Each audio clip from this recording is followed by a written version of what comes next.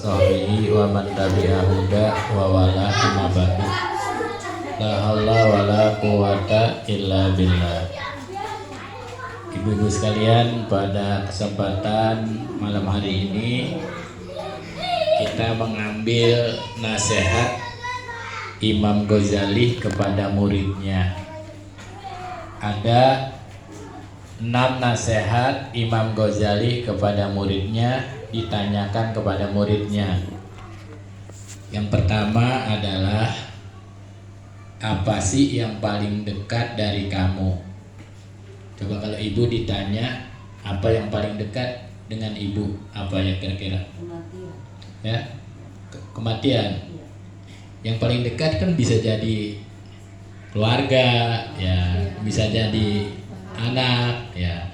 Tapi menurut Imam Ghazali, apa ya Bu Umi tadi, itu yang paling dekat adalah kematian. Jadi kematian itu adalah sesuatu yang paling dekat. Kematian itu ada 3. Satu, kapan kita nggak tahu, di mana kita nggak tahu, bagaimana kita tidak tahu. Kapan mati kita nggak tahu, bisa jadi besok, bisa jadi seminggu lagi, ya. Yang namanya kapannya pagi, sore, siang, malam nggak tahu. Kemudian di mana kita mati pun nggak ada yang tahu. Bisa jadi lagi di kendaraan, bisa jadi lagi di kamar mandi, bisa jadi lagi di tempat tidur. Ya, itu di mana kita tidak tahu. Kemudian bagaimana posisi kita mati pun tidak tahu, ya. Di mana, apakah kita sedang sholat, apakah kita lagi berenang, gitu ya, ataukah kita sedang di pasar, itu pun kita tidak tahu. Tapi kita berharap mati kita dalam keadaan husnul khotimah. Itu. Jadi yang paling dekat adalah kematian yang pertama. Yang kedua, Imam Ghazali nanya lagi kepada muridnya, kalau tadi yang paling dekat adalah kematian, apa yang paling jauh? Masa lalu. Yang paling jauh adalah masa lalu. Jadi masa lalu kenapa paling jauh? Ya, nggak bisa dikembalikan lagi, ya. Jadi masa lalu kita, masa lalu ibu nggak mungkin bisa kembali. Makanya waktu itu memang sangat berharga. Berharganya waktu tidak bisa berulang kembali. Umur kita yang kita lalui itu, kalau kita tidak isi kebaikan, kita akan termasuk orang yang merugi. Makanya masa lalu itu adalah sesuatu yang paling jauh. Kemudian pertanyaan yang selanjutnya adalah, kata Imam Ghazali, apa yang paling tajam? Yang paling tajam, jawaban kita adalah bukan pisau, tapi adalah apa, Bu? Lidah kita. Jadi lidah kita inilah sesuatu yang paling tajam.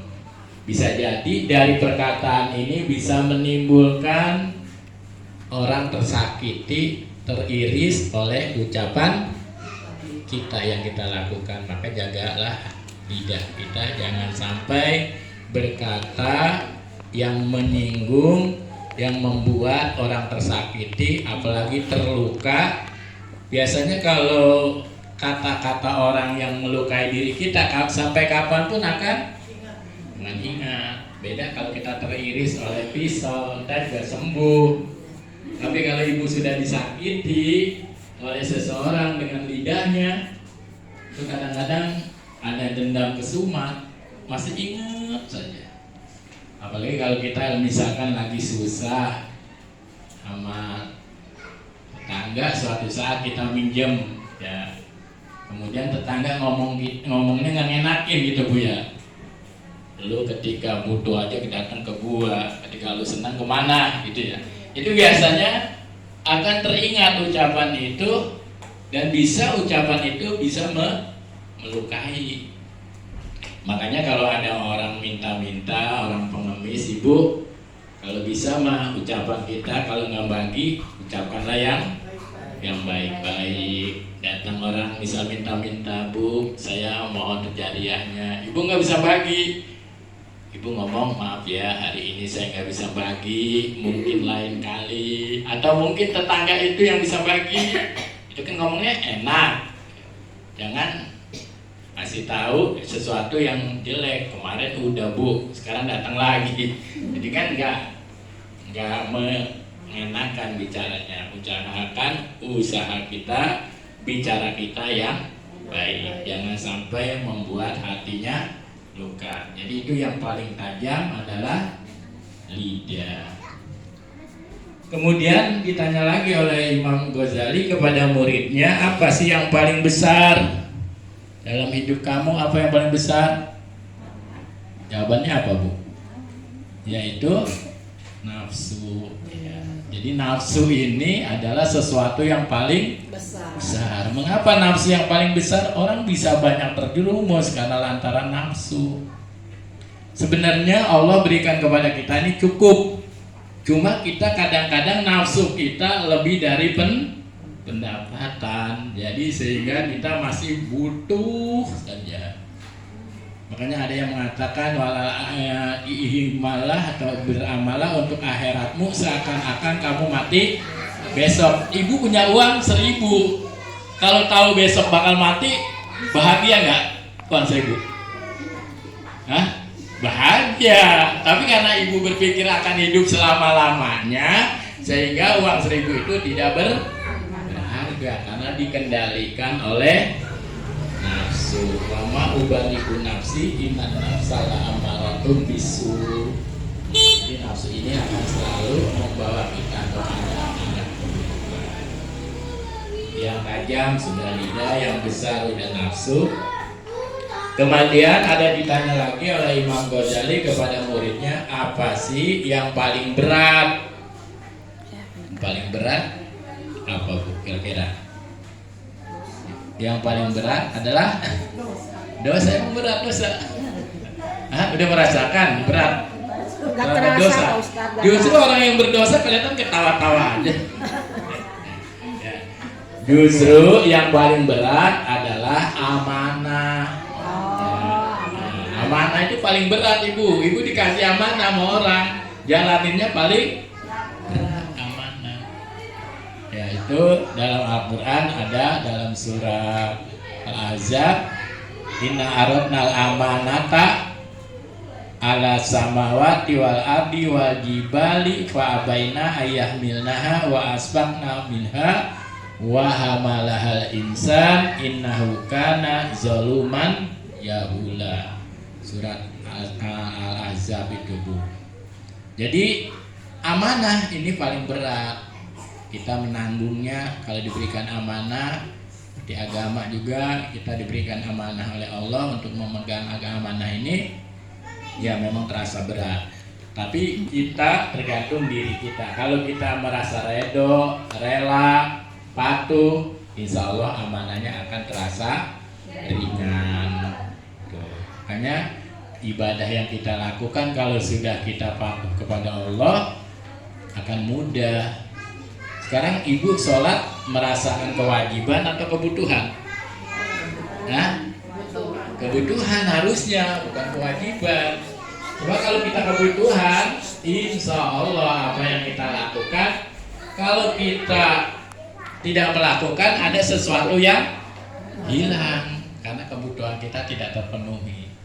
Makanya seperti inilah harusnya kita laksanakan sesuatu itu merasa kebutuhan. Ibu ngaji setiap malam Sabtu. Suatu saat entah sakit, entah hal lain, ibu tidak ngaji. Rasanya ada yang hilang karena udah kebutuhan. Itu bagi orang yang merasakan bahwa perintah Allah itu dirasakan merupakan kebutuhan. Dan Allah itu maha kaya, apa yang kita lakukan semuanya untuk diri kita. Kita melakukan kebaikan, hakikatnya yang memetik hasil kebaikan lah adalah kita sendiri. Sebaliknya suatu saat ibu menjolimi diri ibu sendiri atau jauh dari Allah, yang rugi pun adalah diri kita sendiri. itu sesuatu yang berat adalah amanah. Kemudian sesuatu yang paling ringan apa? Kapas apa kira-kira yang paling ringan? Paling ringan. Apa yang paling ringan, Bu? Tidur. Tidur. Ibu memang kalau tidur ringan itu enak itu. Ya ringan. Duduk tidur. Sally itu nggak ada pikiran apa duduk tidur. Ya. Jadi bebannya dia hilang apabila udah tidur gitu Bu ya. Justru yang paling ringan adalah meninggalkan sholat. Oh iya ya betul. Paling ringan itu Bu, meninggalkan kebaikan paling ringan. Ya. Jadi sesuatu melakukan perintah Allah, kita tinggalkan kebaikan, itu rasanya ringan. Kayak kita datang sholat zuhur, kita lalai. Akhirnya bagaimana? Tahu-tahu udah asar. Jadi waktu begitu cepat berjalannya. Makanya orang yang sangat ringan ataupun paling ringan adalah meninggalkan sholat. Betapa banyak kita meringankan, melalaikan sholat kita. Sholat itulah kabiratun illa alal khoshiin. Sholat itu akan terasa berat kecuali orang-orang yang khusyuk. Kalau orang yang khusyuk tentu saja akan ringan melakukan. Jadi ibu sekalian, 6 pertanyaan yang dikemukakan oleh Imam Al-Ghazali kepada muridnya. Kesimpulannya adalah pertanyaan itu pertama, yang paling dekat adalah kematian, yang paling jauh adalah masa lalu, yang paling berat adalah amanah, yang paling ringan adalah meninggalkan sholat, yang paling tajam adalah lidah kita. Hati-hati menjaga lidah. Kemudian yang paling besar adalah nafsu kita. Kalau kita jalankan amanah nasihat Imam Al-Ghazali ini, hidup akan menemui yang namanya kebahagiaan. Karena semuanya kita redo diatur oleh Allah Subhanahu wa Ta'ala. Mudah-mudahan kita menjadi hamba-hamba yang selalu bersyukur, melaksanakan segala perintahnya dengan ridho dan patuh karena Allah. Insya Allah semuanya akan terasa ringan dan dampak dari apa yang kita lakukan pun kepada diri kita sendiri. Dengan demikian semua yang kita lakukan tersebut merupakan karunia dari Allah dan kita perlu pertahankan kebaikan yang kita lakukan sampai bisa ketika kita ajal menjemput kita yang sangat dekat, maka mati kita atau ajal kita dalam keadaan husnul khotimah. Ini saja. Assalamualaikum warahmatullahi wabarakatuh.